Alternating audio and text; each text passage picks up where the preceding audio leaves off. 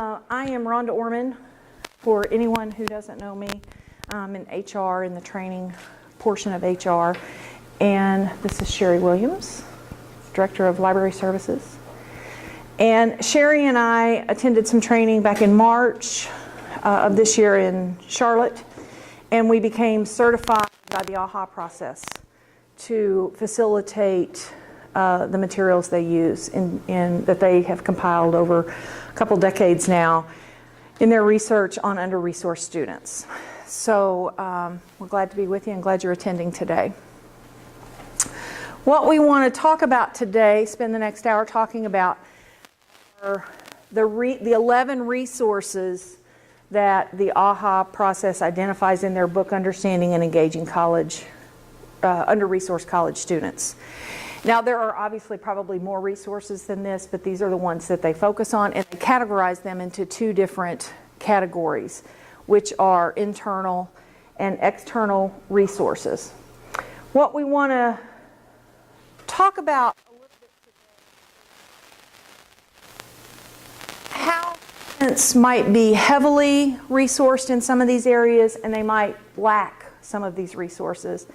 We also want to talk about the different values, how they're valued differently by the college community. Which of these resources does the college community value, and which of these resources are most valued by under-resourced students?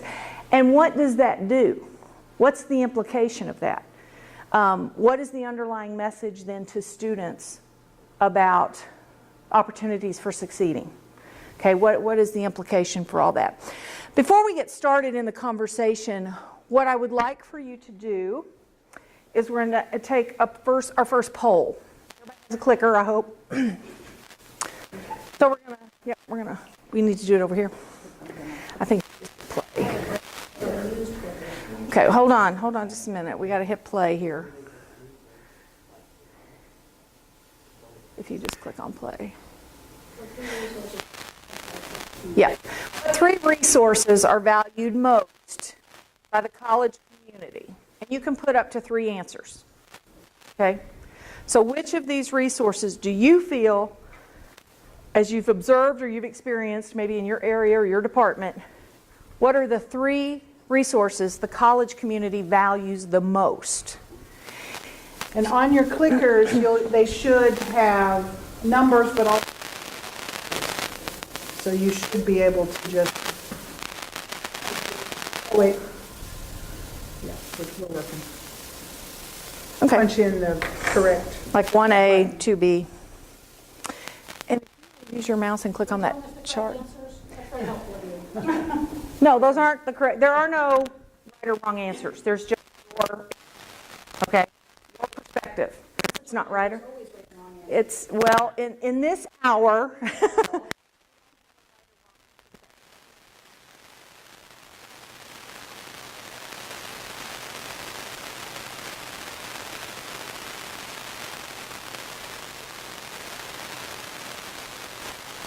Value, motivation, and persistence.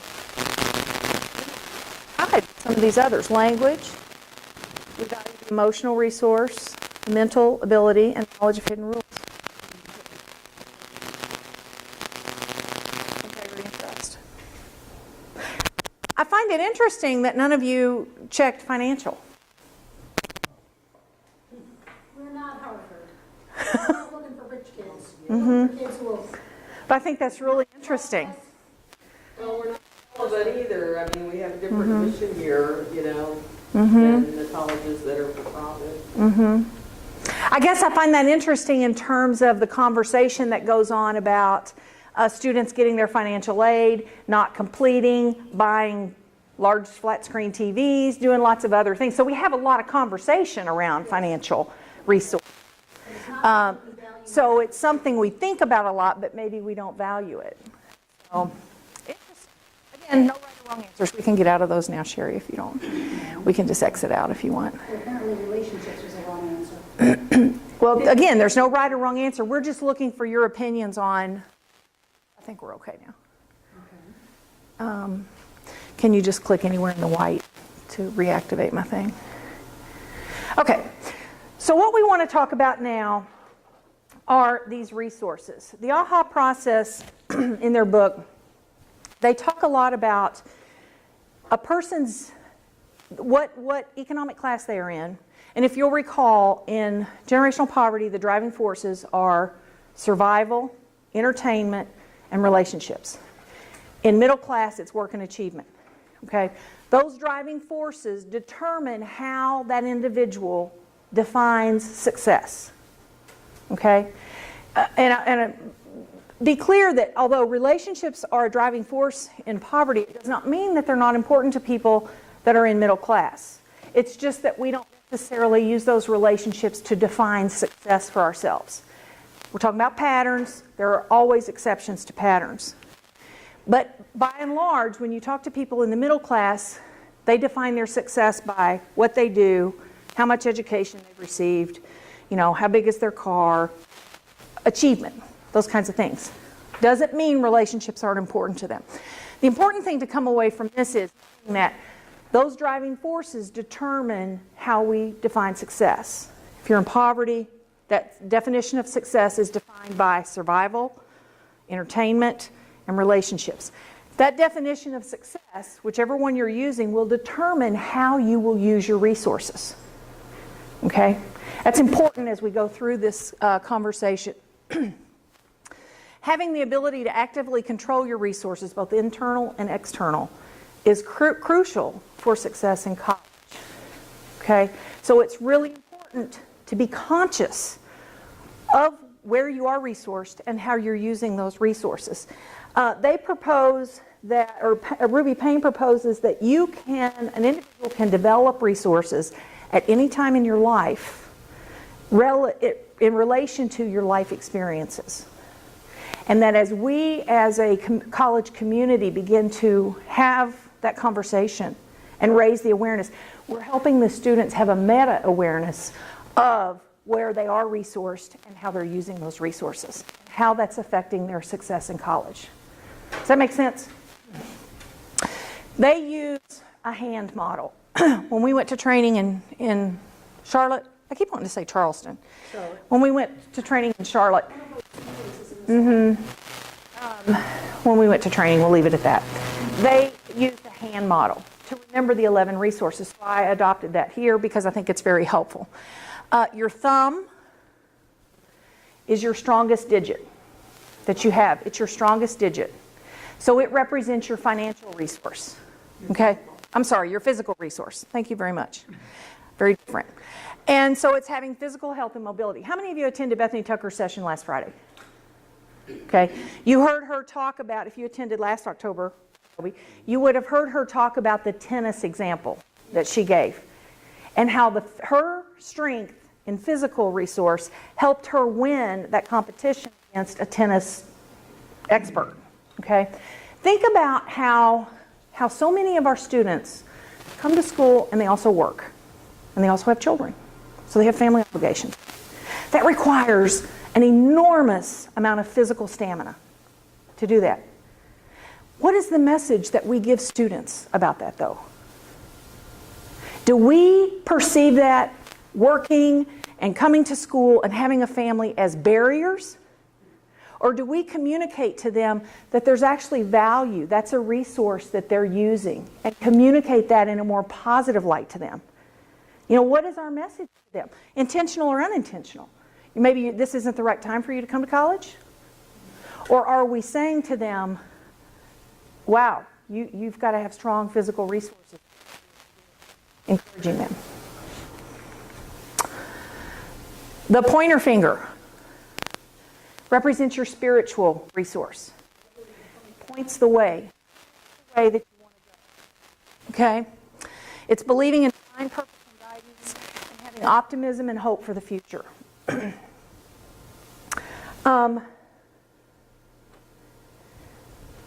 I want to share a story. Some of you may have heard, because if you've been at my other sessions, I shared this. I took my daughter on spring break this past year in March. Went to Florida. We left on Friday night. Planned on driving for a while, stopping at a hotel, driving the rest of the way in. I was tired, and I'm done with those 10-hour drives. I've reached the point where I don't do that anymore. And so everybody north of Kentucky was headed to Destin. took me double the amount of time to get to Nashville. I mean, I've been on the road like 6 hours by the time I got to Nashville. I was exhausted. Of course, I planned my trip, and my hotel was not until much further than that I had made the reservation for. So it's, 1 o'clock in the morning when I intended to be asleep, in a hotel on the road that I'm still driving. The kids are starving at that point, my daughter and her friend. We stop at a fast food place that's closed, but the drive-through is open. We drive through. I'm exhausted. I'm tired. I'm irritable. And I give my order to the woman, and we pull around to the window, and she slides the window open, and she says, "Hi, how are you doing?" Very cheerful. And I'm thinking, did somebody not tell you what time of day it is? You're too cheerful for 1 o'clock in the morning. And I said, well, I'm really tired, and I want to get off the road. And I said, how are you? You know what she said to me? She said, I'm blessed. I'm blessed to be alive again today. And it really struck me because I've been embedded in this information. And I started paying attention. Now, I'm guessing that woman that was working at the counter at 1 o'clock in the morning probably doesn't make a lot of money. And I started paying attention to how many people in lower economic positions, jobs that I encounter, say that stuff to me versus my colleagues. And I started thinking, how do we dismiss this resource in our students when it might be really, really important to them? So spiritual resource, our students may or may not be heavily resourced in this area. I see that a lot in my FYE 105 students as well. I see a lot of library students who come in and work in the library. Very often they have like a really tough path that they're going, and yet they'll often, thank God that they're there. And there is a lot of that spiritual strength. And please, as anybody has anything they want to contribute as we go along, please feel free to do that. Your middle finger. Beyonce says, if you like it, you should have put a ring on it. This represents your, I'm sorry, I'm getting ahead of myself. This represents your emotional. You can understand why, right? This represents your emotional resource. How well do we control our impulses?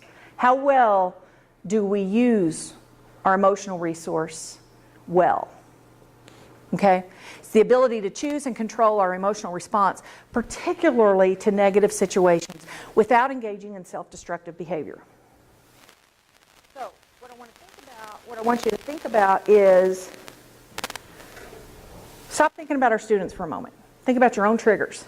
Think about maybe your family life, maybe a sibling you don't get along with, maybe a parent or a neighbor, anybody that you might not get, somebody that can push your buttons. My husband is fond of saying, ooh, she's lighting up like an operator board. He's pushing my buttons. And I do. And I tend not to be able to control my impulses. How often are we emotional resource with that? Go ahead. I suspect that we can all think of something in the last week, maybe day, where witness personally has control. This morning, this car came up the ramp and crossed across all the lanes of traffic and about ran somebody. No, I was a bystander, but I thought we were going to have a road rage incident because the guy who was in the far lane, the inside lane, had to actually kind of swerve over into the, they got the big barriers on 65, but there's a little bit of space. And then the guy who cut over was like zipping ahead, and then all of a sudden you see the one who got cut off zooming ahead, and I thought, oh boy, going to be grim, but obviously whoever that driver was managed to get control of his emotional resource and kind of dropped back down. So as you think of your own, think about what kind of situation you're in. Is that a normal situation, or are the stakes a little higher for you? You're a little bit more emotionally invested. And now think about under-resourced students in terms of the tyranny of the moment. I'm sure most of you have heard that phrase by now. It's been used a lot. The Tyranny of the moment, they describe it as, think of it this way, people that are dealing with war zones, people that are dealing with natural disasters, Hurricane Sandy, Hurricane Katrina, it's daily living in that. And how well are you going to be able to control that? How much harder it is to learn how to control that impulse when that's the constant situation. Okay? Again, I want to say what Bethany Tucker says. This is not to say we should lower the standard in any way. It's to become more aware of how we might reframe the same response we would give in a more compassionate, non-judgmental way that can encourage the student to continue on, rather than feel diminished, demeaned, disrespected, all of those things. All right. Your ring finger, we're to Beyonce. If you like it, you should have put a ring on it. Relationships, right? Nope, this is your cognitive. Your ring. So we got physical, spiritual, emotional. This is now cognitive, mental. Well, unlike Beyonce, if you like it, you should have put a ring on it. AHA suggests that you think of it, think about it before you put a ring on it. Think about it before you put a ring on it. That's why the ring finger represents your mental ability. It's the ability to learn in order to gain an education and compete in the workforce. Having acquired the readiness skills necessary for college, including organization, note-taking, sorting, and planning. You've heard about the time horizon. You've heard about the tyranny of the moment. The time horizon is right here. It is, if you're living right here, it's a waste of time to plan. It's a waste of time to think about the future. So how do we begin to help the students develop this resource in a way that they've never used it before? Okay, it's not just about intelligence, it's about thinking through things. Yes, Sandra?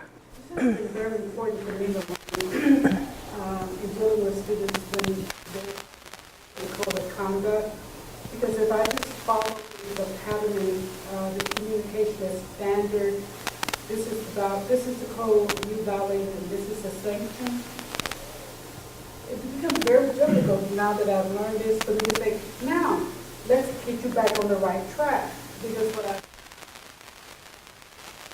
students, as soon as they are in that situation, their motivation to proceed stops. And so I've had to think about learning to use words to convey the same thing. We do have a code of conduct. We don't want you to violate it, and there are sanctions. But wrap it around, use those words in a way so that that's not upfront and in their faces. Mm-hmm. You know, but knowing that they really live in the tyranny of the moment and that they've already had to make a lot of decisions to even get to where they are, to even be a student and be on campus. Mm-hmm. It's been really helpful for me to understand their thinking processes and their resources so that I reframe what I say, still upholding our policies. But I was seeing the light go off in students like immediately. As soon as I went, there's a code, you violated, and here's a sanction. It was just like, there was no communication afterwards. And my concern was there was no way for me to hold on to them, right? To help them get back on track and continue to complete their education with us. Well, I It's a think hard you, position to be in. But we really want you to stay in school. and I Just like think, this. I think you hit on it, Sandra, that as we learn about this, it really becomes about reframing Yeah. what we need to say to students, or the conversation we need to have, by appreciating the resources that they are plentiful in, and not just shutting them down. It doesn't mean our message is going to, the response is going to change. The answer is going to change. It means we're changing the way we deliver the answer. Exactly. Okay? In a way that is meaningful and relevant and helpful to the student from their perspective. We're framing our response from our perspective of work and achievement. It makes perfect sense to us. We all understand that message. But if we step into the shoes of generational poverty and we are living in the tyranny of the moment, that message just feels disrespectful and judgmental. Okay? It doesn't feel like the intention is there to help me, probably. And that's why we get a lot of those kinds of comments. So we've got physical, spiritual, emotional, mental. The pinky, which is your weakest digit, represents the financial resource, which is having the ability to earn and manage money to purchase needed goods and services. Now think about needed, the word needed in this. If you're in work and achievement, what you need is probably going to be defined differently than what you need if you are living in the tyranny of the moment. You're probably going to prioritize those differently. And I'm not saying it's acceptable, I'm saying it helps us understand that, and it helps us reframe the question and the responses we give to students then. What will be the impact of purchasing on you? That's not a judgment, that's a question. Okay, versus choosing something else. How do you need to be heavily resourced to successfully complete the semester? And what areas do you need heavily resourced in? I think it's important, when you said how need is defined. And so my husband and I look at our finances, and how we define need is based on where we're going to be in 10 years for retirement.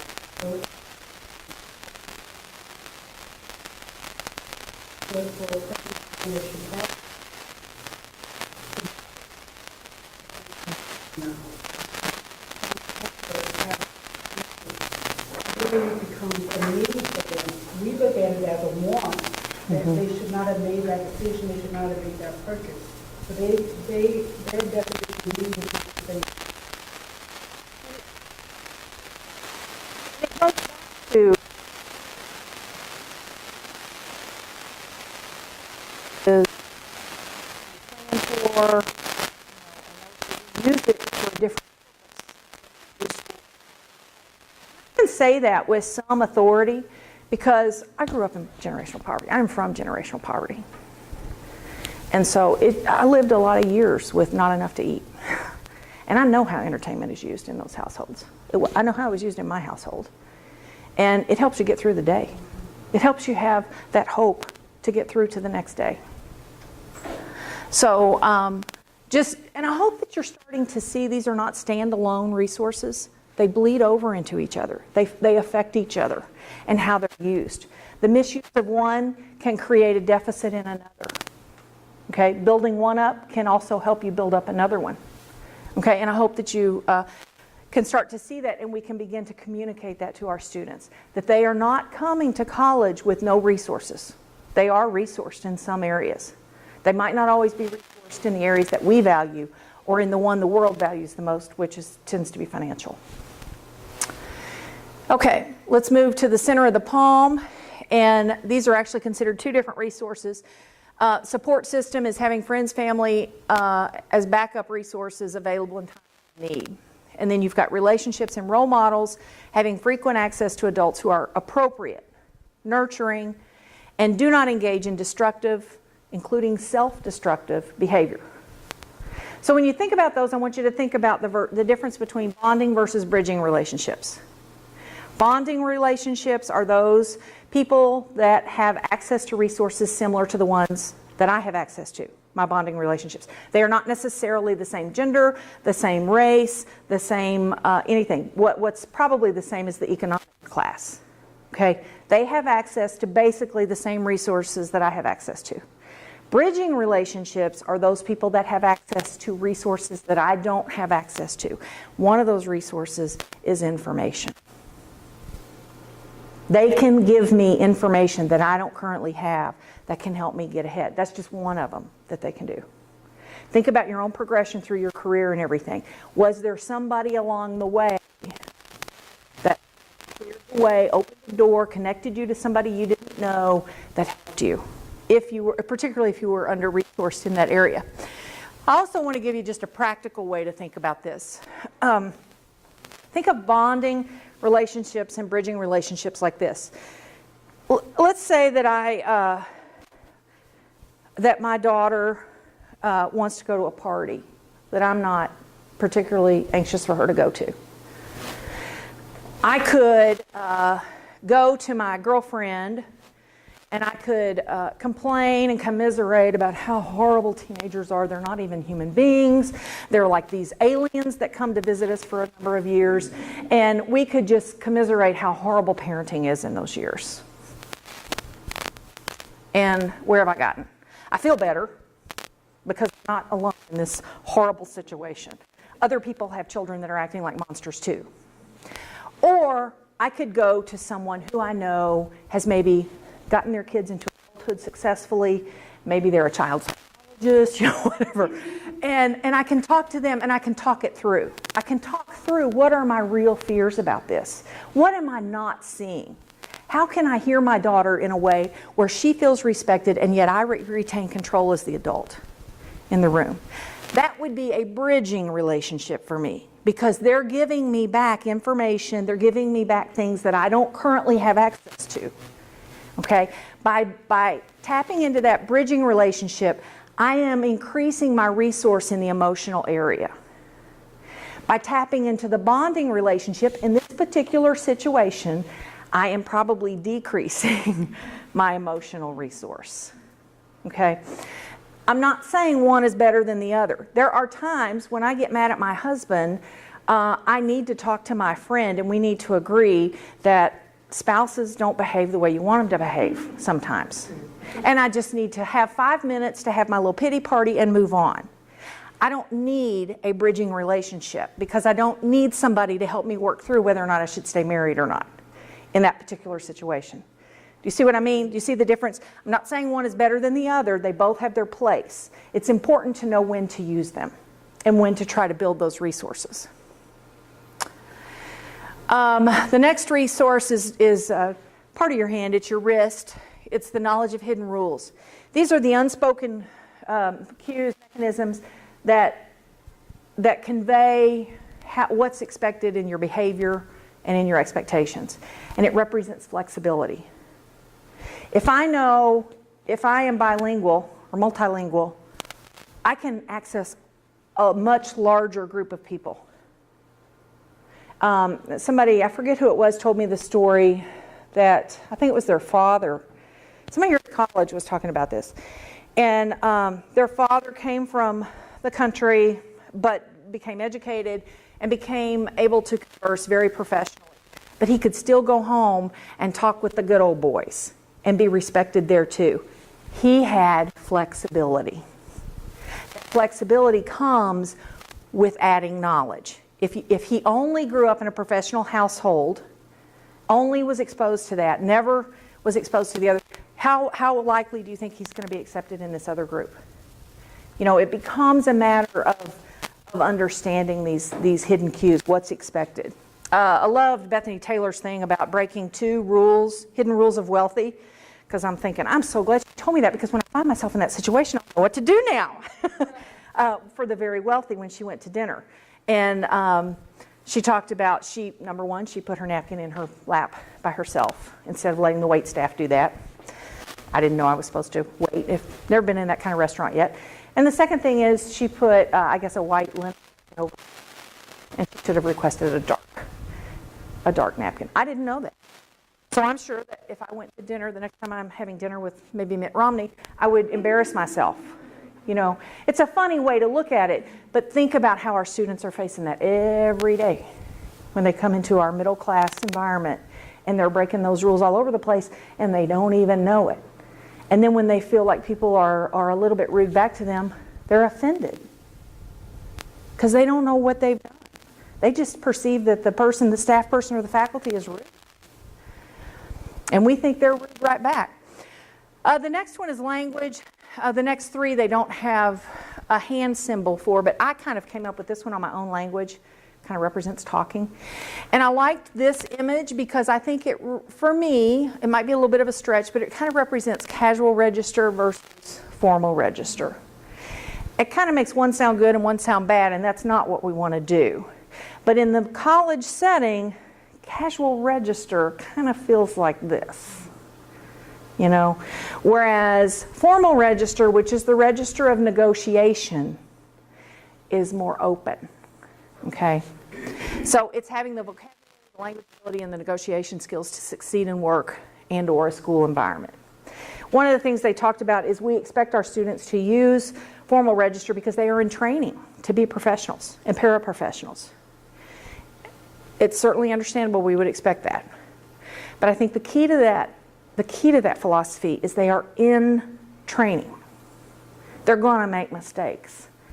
And there's a spectrum of training. We have some students that maybe have been here several semesters and maybe they're starting to get it. We have those that are brand new that are walking in that know nothing. Okay? If somebody's teaching me how to use, I put in a hardwood floor this past weekend in my house.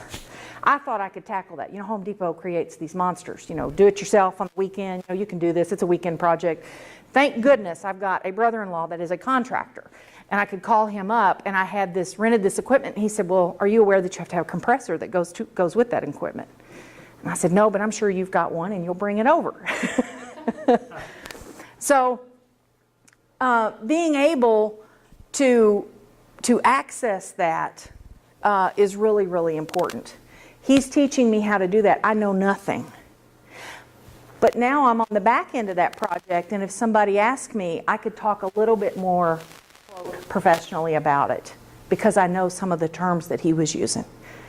Yes? Think about, I had an experience this week, yesterday actually, one of our first year experienced instructors who's an adjunct asked Laura and I, late August, one of us can come to her class and talk to her students because they had questions about our processes. And initially we thought, well, we shouldn't have to do that. If they're in the FYE course, then they obviously went to the SOAR training, orientation.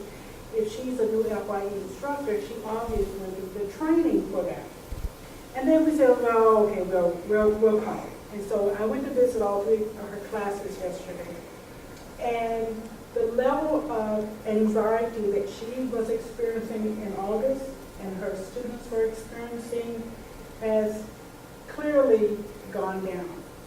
And at the end of the day yesterday, I realized that for the students and for this faculty member, in both situations, they were learning a language. And so what the faculty person heard early on in her orientation to be an instructor was new language. What the students heard in SOAR was new language. In August, they had a few words that they could use to navigate our processes, but they weren't fluent in it yet. So they felt disconnected. By yesterday, October 15th, they were like, no, we don't have any questions. And you know, then some of them did kind of deep, but the anxiety level had clearly diminished. And I came away understanding it took them from August 19th to October 15th to get a handle on the language. Their comfort level has gone up, you know. So, and this is an instructor who clearly is committed to her processes. You know, she wanted this extra input, but she said, "I hope we didn't waste your time." And I said, "No, you didn't." You know, but they have, you know, they're learning the language, and I think that correlates to what you were saying, Rhonda. It takes a while, and so as they get through this semester and they come back next semester, they're going to have even more of a vocabulary to use that we recognize. But it's really interesting because when I met her in August, she was clear, like, you all need to come and talk to my students because they have lots of questions that I can't answer. There was none of that yesterday. well, and I think the language, looking at it as a foreign language is a really good way to view it, because I think we in the college, you know, we're not viewing this as first semester German. We're viewing it as like third or fourth semester German. They should have learned all this stuff before they got to us. But the reality is there are a number of our students who didn't. And so it's like walking into class the first day, never having learned any German, and okay, now let's have a conversation or write a page in German explaining this. And I'm thinking, I'm in the wrong place. I'm out of here. Whereas if we look at it as this is the first day for some people, then they do have to learn those basics. And some people will already be ahead, but others not. So. It's like my brother-in-law, he asked me to go to his truck and get his shop vac. Now, I kind of know that a shop vac vacuums things. I mean, I know that. His truck is filled with boxes and tools. And I went out there and I thought, I don't know which one it is. I don't see anything with a vacuum hose on it. So I went back in and I said, can you tell me what it looks like? And he described the box and the colors, and I went back in and found it. I'm sure to him that sounded ridiculous. But to me, I didn't know. And I certainly didn't want to take everything he had in that truck out to try to find it. So it was a legitimate question for me. The next two resources are motivation and persistence, and integrity and trust. You can see that motivation and persistence is the energy drive. Again, we're talking about planning, completing projects, and even personal changes. And a willingness to learn from mistakes. We can probably have a long list of students we know that maybe are low in that resource. But before we judge them too harshly, remember that tyranny of the moment. And I ask you to ask yourself, what's a goal that you've set for yourself? How much energy and drive did you have to complete that personal change? You know, there's a couple places in my life where I've tried to change, and it's hard. It's really hard. New Year's resolution. And how long they last. So maybe the student says, I am resolving to get my education. No matter what, I'm going to get my education. It's like Bethany Tucker said in her thing on Friday, that one student said, I made it farther than I've ever made it. I got out of my car. So what we think, the way we view that versus the way the student's viewing it in the context of their lives can be different. Doesn't mean we should lower the standard. It just means we might reframe the response to be a more compassionate response. And I look at this one and I think a willingness to learn from mistakes. I'm the parent of two teenagers now. One's grown into adulthood beyond teenage years. There's nothing worse than having your kids turn something back on you and you realize you are not willing to learn from your own mistakes. That's painful. The integrity and trust related to predictability, reliability, and safety. Again, think about that tyranny of the moment. Having the desire to be accountable and to hold others accountable. I think Bethany, again, I'll use her example of the airplane and how they drank the wine that they left right behind the first class. It's easy for us to laugh about that when we're looking at our behavior going up. We can justify it. But how do we change that standard when we're looking, quote, down to generational poverty? And we're holding them to a standard that probably for them, they might drink, or that champagne, whatever it was. Trusting others and being trustworthy. Having insight about people and situations that contribute to well-being. Again, think about access to bridging relationships versus bonding relationships. If you only have access to bonding relationships and you're living in the tyranny of the moment, how well are you going to be able to do this? You have to keep those relationships intact because they are critical to your survival to the next day. One of the things I think that we can do, regardless of where we are in the college, if you look at motivation and persistence, I know particularly in the FYE 105 class, that's one of the opportunities I think we have for students to begin to think about what crises, what barriers might arise, and how can I prepare now to deal with some of those when I'm not in the throes of the crisis. But I think there are opportunities in other places on campus, whether you're in, financial aid or other offices or in other classes. How can we encourage students to develop that motivation and persistence within whatever area we happen to be working? I'm thinking like even at the reference desk? You know, how can, in the library at the reference desk, as we interact with students and they come in and their 12-page paper is due, you know, tomorrow, and they're thinking about what they want to write about. So we have the issue of, all right, let's get through this crisis, but what an opportunity then to also, in the adult voice, not the parent voice, to have a conversation with them that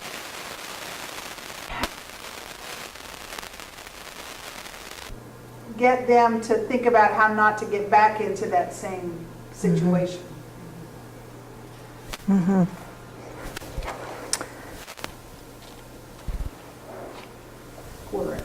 Okay. So as we look at these resources, internal and external, we want to do one more question. So I think stop. I want to ask, if you take the mouse and you scroll over, stop. The big square, yep. Let's see, this is, no, just hit play now. Okay, so this question is, what 3 resources are most valued by under-resourced students? As you think about all those resources we talked about, again, no right or wrong answers, because it could, you know, it'll depend on the student, but we're talking about patterns here. Which resources do you think are most valued by the under-resourced students? And you can choose up to 3 answers again. So if you click on that bar graph, again, we should get an answer. And we should be able to compare the answers. Okay, so relationships, financial is very important to them. Mental cognitive ability.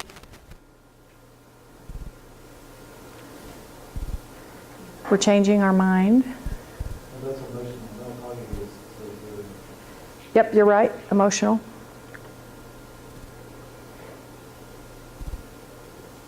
So you can see some discrepancies between what the college values and what students value. And how is that affecting our messaging to the students? When they are not heavily resourced in the resources that we value as a college community, how does that impact our messaging to them? Okay, let's go on. I think this is why it is so important to understand. Okay, I need to do this for a second. This is where I was getting. Because we can't help but speak to students from where we are and what we do. And typically what we start out doing is using parent voices. You can say aloud. Didn't you know it was time to do that? Why did you wait so long to do this?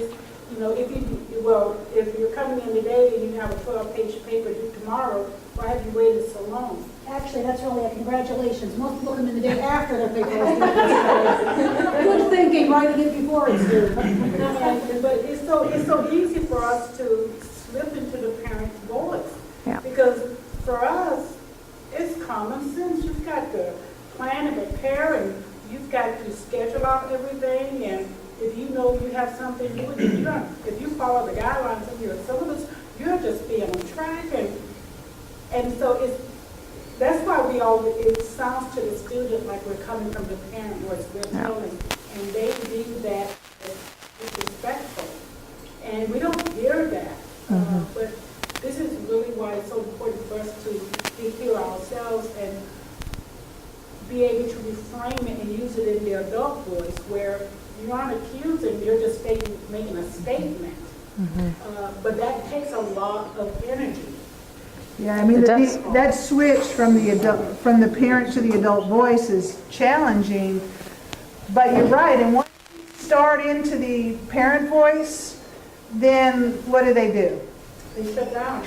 Just like I do with our own parents talk. They're done listening. It's really, what's so critical to me, what I've learned with this is that, in my situation with how I deal with students, I actually see the light bulb go off. And it's frightening because it takes a long time to reestablish that relationship with and so, having gone through this process, I really truly understand. And it's not that I don't hold students accountable when they violate our policies. But even with that, I try to establish a process that they can return, but I have to change my whole focus now on how I deal with students. Two things I would say to you about the voice is, maybe it's possible, but I haven't met the people that have done it. If you want to use the adult voice, it's like losing weight or saving money. It takes time and practice and persistence and commitment, and it's hard. It's really hard. I've been working at it for years, and on any given day, I can live in the child voice or the parent voice. It's really hard to do. It takes a lot of commitment. I would like to see some more examples. I feel sometimes I'm at a loss for how to frame things in the adult voice. That I'm so used to one way of saying things or one way of thinking things that if I want to have examples and I have to try to figure it out in my head, I can't do it. You know what might be useful, Barbara, is if in the future, because we have a lot of common interactions in the library, to maybe have a session focused on voice within the library where we can talk about some of the common. Because I mean, I know I want to That's a talk good to idea. students like we have a script, but in the beginning, a script would be helpful to make it become natural, so that you. Sure, you get comfortable with it, Right. but it's like anything. It's like speaking a new language. When you say, salut comment ça va, the first time I said it was salut comment. Right. It takes practice to say that. So it's going to be awkward at first. And maybe some opportunities for role playing. Yes. So we have practice and confidence about kind of constructing adult voice. Because it's really easy to put some people on the defensive, and it's really hard to figure out how not to put them on the defensive. So I encourage you to go back to your departments, your divisions, maybe during your staff meeting. Have a 10-minute session where somebody throws out a phrase that's triggered them recently and they weren't sure how to respond in anything other than the parent or child voice, and just have this role play going on in the room. What are some possible adult voice responses to that? We did role play at Staff PD Day back in March, and we did it again at PD Day in Southwest. Everybody said, this is tough. This is tough to do. And we do, if you will shoot me an email, I can send you a flyer that lists you the characteristics of adult voice and parent voice and child voice. And it can help you as you start to prepare those scripts. So this is a contrast of what the research shows. Again, patterns, there are exceptions to patterns. You can see the difference in what under-resourced students value, the resources they value, and the resources that college personnel values. And it's important to know that we often equate a lack of a knowledge of hidden rules with a lack of intelligence. But if you go to France and you don't know how to speak French, does that mean you're less than intelligent? Or does it mean that you haven't had the opportunity to learn that? Okay? So it's important to know what we're doing. We just have a few minutes left, and in that, we want to open the conversation up. You can see I've balanced these resources. This is just another way of looking at this. I've put the same information on a scale so that it's equally balanced. What can we begin to do as a college? And I mean this not as rhetorical, but to be dialogue here. To begin to value the resources the students bring and to help them begin to value the resources that are necessary and will help them succeed in college. And I'm going to let Sheree kind of facilitate this portion. Ideas?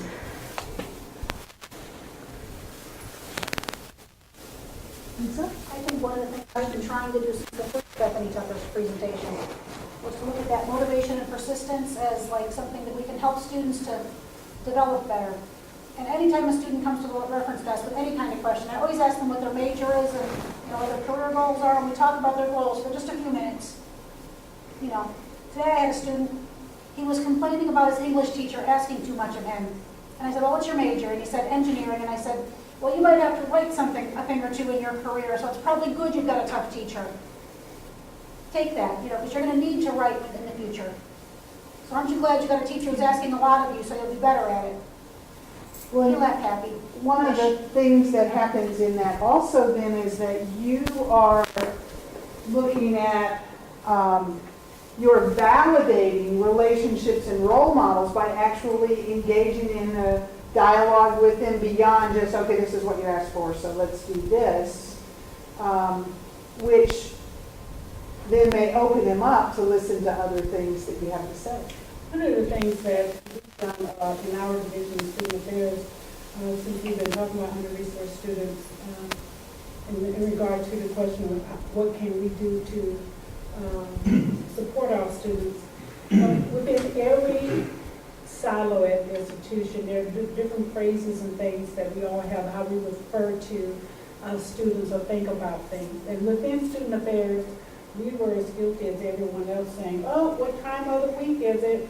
Students must have gotten their financial aid checks because the parking lot was done. One of the things that I began to realize early on was that by internalizing our students in that way, when we service them, that's how we approach them. We approach them from the perspective of how we talked and thought about them when they were not present. And that has been really important for us to have to say that out loud as a division, especially because in my division, we're the first and sometimes the last encounter that a student has. We matriculate them and we graduate them. And if we have thoughts about our students that are negative, it is almost impossible to turn those thoughts off when you service that student. Absolutely. And so I think that's a really important step that we can all make, that, you know, our students are coming to us with resources and accesses that are different, and they have abilities. But if we only view them through whatever little catchphrases we say or reference to them, you know, they came from these 5 zip codes, or they came from JCPS, and you know JCPS doesn't produce anything good. If we think about students like that, when that person is in front of you, that's how you're going to serve them. And we have to stop doing that. Well, we have to realize that this is where we work. We have to express ourselves into it and live it and own it. I mean, we're only good as the product that we produce. So what does investing, what does it feel like?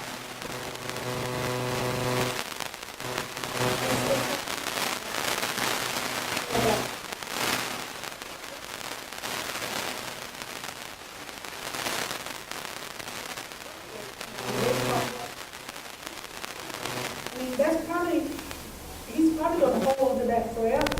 That someone took the time to ask him what his major was and to make a connection to him about what he was doing today, about what he's going to need in the future. I mean, and that took hardly no time at all. But that connection to that person, that's a person-to-person connection. That is valuable. My goal is to be that person in the parking lot who smiles at people. Yeah, absolutely. Yeah. We have to throw off too, a lot of times, some of us that are old enough that have like,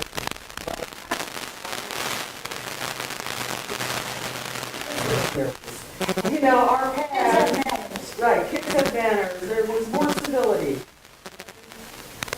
You know, we have to let go of that, because that interferes with our understanding of them today, how we were raised. You know, the world is different, it has changed. You know how they interact in high school. I mean, I read today where this one girl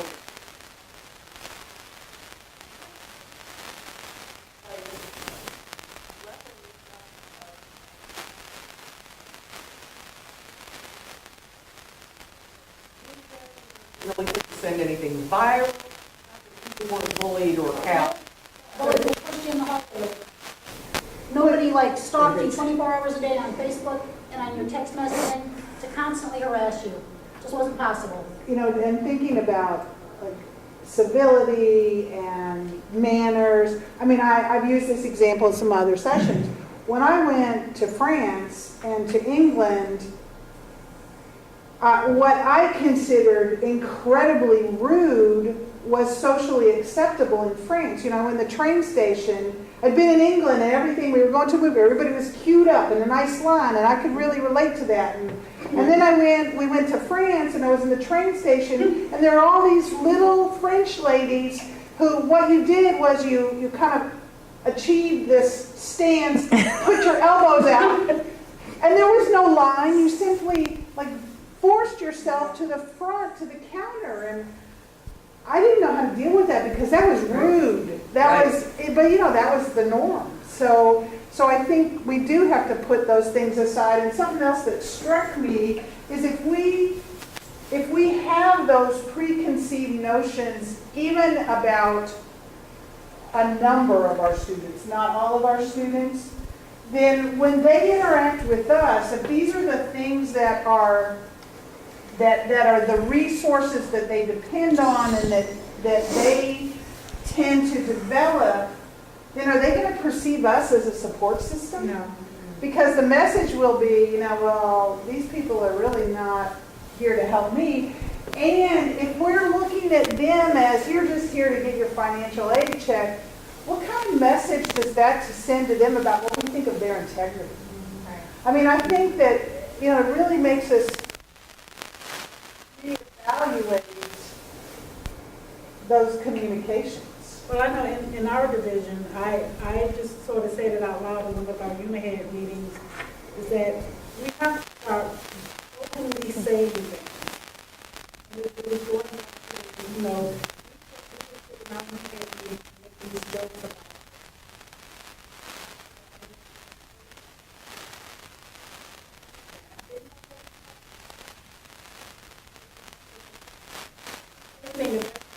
about the people in coach spilling the ball of wine for business class. I mean, that was funny.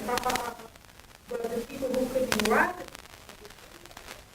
that would have been completely wrong. And so it was about us acknowledging that some students may do that, but clearly not all of our students take the financial aid money and run. Most of them don't.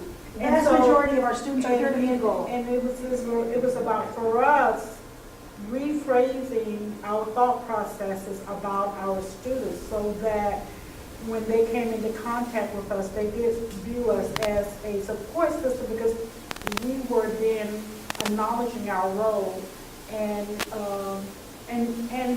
treating them in that way. You know, that they were valued, that we were glad that they were here. And it's our job to educate them about the hidden process. And we're Talking about with students, and the push has been in our area, when we talk about aid and how you handle it, I mean, what are the hidden things that are there with aid? If you, what's going to happen 5 years from now? Let's look at that instead of saying, oh, you're just going to take the money and run. You say, we know that things come up that you may have to use the money for, but if you use it now, let's look at down the road. And I know you've done the loan counseling and everything. Did you really? That's a joke. Did you really look at what some of those things? Well, let's have a conversation about it, and let's talk about it, so that a few years from now, we see you walk across the stage, you're able to, if you do take the loans, you can pay the money back, because the government's always going to be there to get their money. And what's the implication if you don't finish, Yeah. but you still owe the money and you can't get the job that gives you the money to pay it back? What's the implication on your quality of life if that happens? You know, that's not a judgment, that's a question. Right. And so as we focus on student success and institutional success, not just that we're an open access institution. You know, they talked about this at PD Day, the main speaker did, but it's about the retention and completion agenda. It's no longer just a good idea or good customer service. Institutional success is now dependent on us being able to reach our audience in a relevant and meaningful manner to them. It's like the question was asked, which I think is a legitimate question, on Friday's session with